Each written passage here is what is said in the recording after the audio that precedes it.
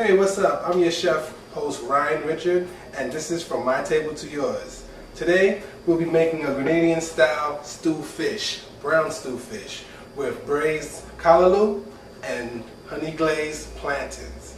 So today, we start off with our fish. I'm going to season my fish up nice and proper like, because you want your fish, the food to taste like something. I like to use Larias. You know, it's good for fish and all-purpose salt food. A little bit there, a little on this. Okay. Also, I like to use some garlic powder. I love cooking with garlic powder because it brings out that nice flavor in fish and definitely in poultry. But I love to use it for fish because garlic and fish goes well, for me at least. Okay, we have some parsley. I like some parsley flakes, just for a little earthy flavor. Use some parsley, a little black pepper,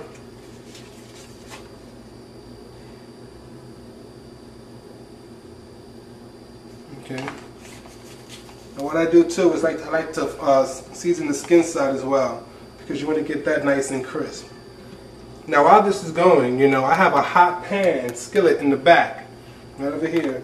Let's get it nice and hot. You want to preheat your skillet so that when it's time to start searing your fish or start frying your fish, you don't have to wait for that pan to get up to heat. Okay, just put a little bit more seasonings on everything. This is kosher salt, by the way. I like using that. Okay, pat them down a little bit. Make sure that they are coated and well seasoned. Then I move over to my next step. My next step is dredging the fish in some flour. Now, for the brown stew fish, Grenadian style, you don't want to coat the fish too much with with flour, because you want to make sure that your fish won't stick, but you don't want a whole bunch of like roux in your skillet, because it cools down the skillet, and you don't get good caramelization on that. So let's do that. I'm using all-purpose flour.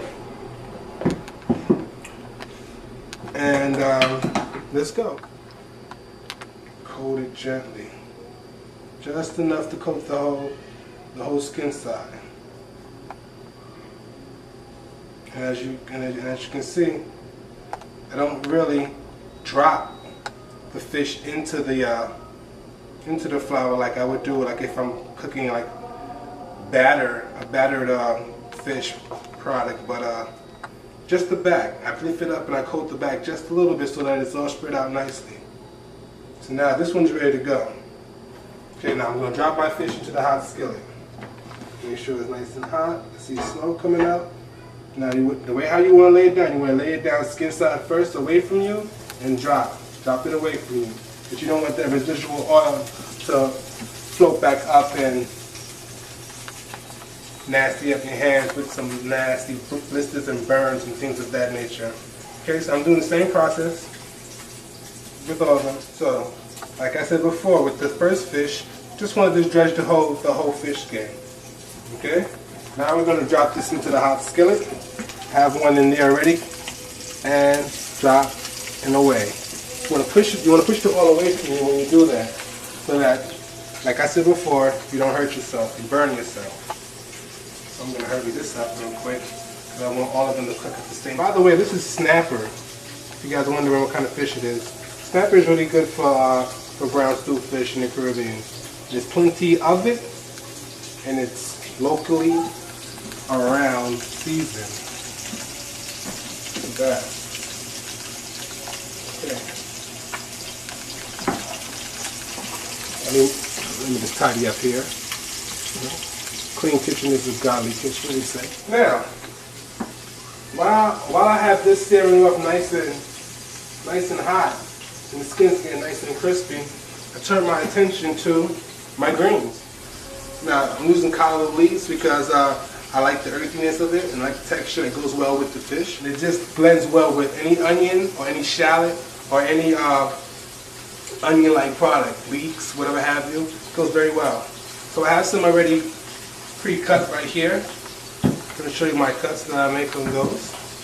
While that's going as well, I'm still paying attention to my fish. I'm making sure that I don't overcook them. But make sure that I get the nice brown skin that I want. As you can see, this one is browning off very well right here on the sides of it. You can see that. That's happening right here too. Good caramelization. Okay? You don't want them to stick. Okay? Alright, that's gotta go for a little bit. Yeah. Almost like a wide chiffonade chop I'm gonna make with these. With the greens here. Okay? Just wide. You know. Nothing technical, nothing fancy, just a wide chiffonade. Once again, I'll show you again, just a wide chiffonade chop.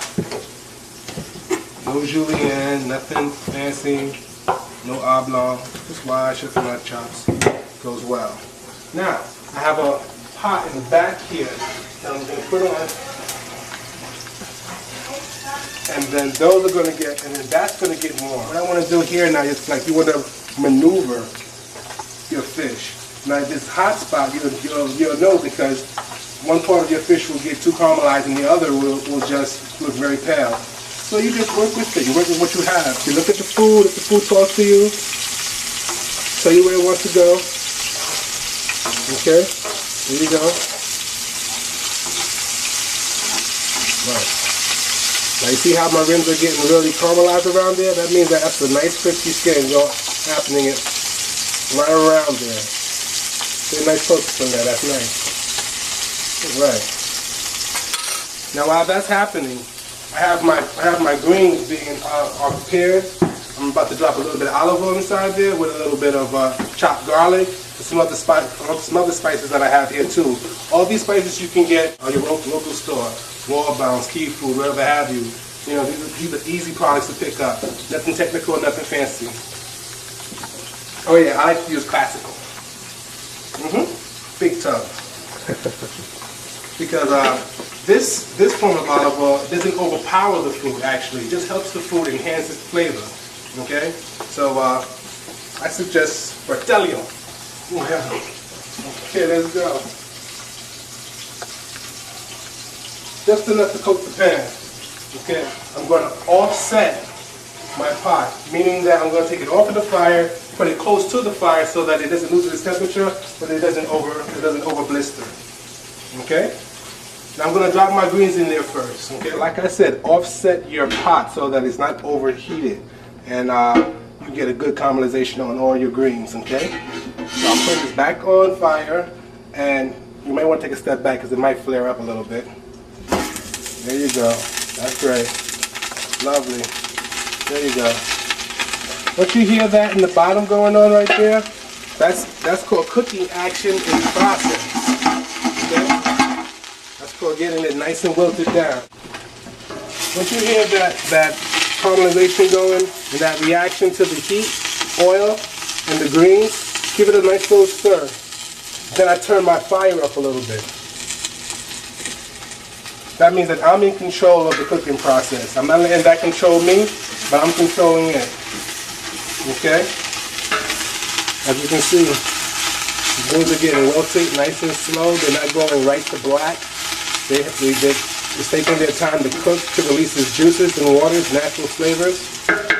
Okay? It looks really good. Very good. So with that said, I'm going to add my minced garlic to that. Half a teaspoon right to the mixture. Okay? And right in. There we go. It smells good. Now I'm going to lower my fire a little bit more. And I'm going to add a little bit of olive oil and water. And let it braise.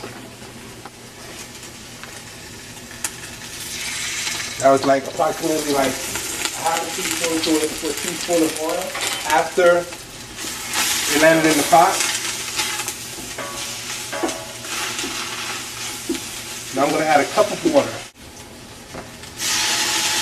Cup of water in. Now I just changed the cooking process a little bit right there.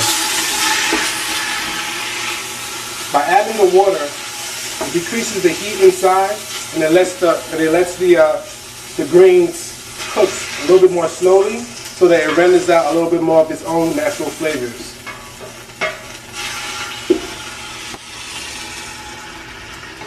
And the fire is low still, but yet still it's cooking nice. Very nice, I like that. Now, paying attention to the fish still. See, I got some nice caramelization on one of my sides right there. So what I want to do there, I want to pop that out. I already have a pre-wrapped dish, so I can let my oil drain off full, so that my skin is not too oily but crispy. Look at that skin. That's nice and crispy, not over caramelized, not overcooked, and the inside is still juicy as well. Here we go. Boom. Now we got all our fish out. Looking very nice. Love it. Love it.